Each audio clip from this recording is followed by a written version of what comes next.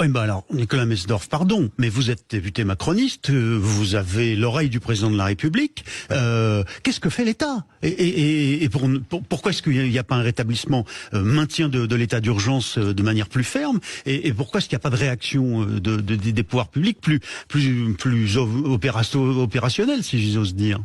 Je vais vous répondre sincèrement. Je pense que le problème, c'est on aura beau changer de président de la République ou de ministre, c'est le rapport de la France avec le maintien de l'ordre dans ces territoires d'outre-mer.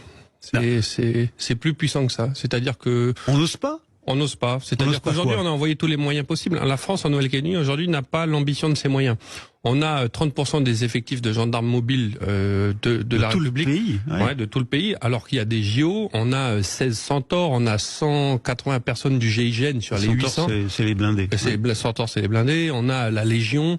Enfin, on a. Alors, il y a des moyens. Non, mais il y a des moyens. Mais encore faut-il qu'on les utilise. Et on ne les utilise pas. Les Calédoniens utilisent une expression. Ils ont dit, ils sont venus balayer les routes parce qu'ils dégagent les routes des carcasses de voitures, mais il se passe pas grand-chose d'autre. Vous voyez ce que je veux dire? Et donc, je pense que... On n'ose pas aller chercher les émeutiers, et ça a déjà été le cas. Alors, c'est dangereux. Il faut saluer le travail des forces de l'ordre.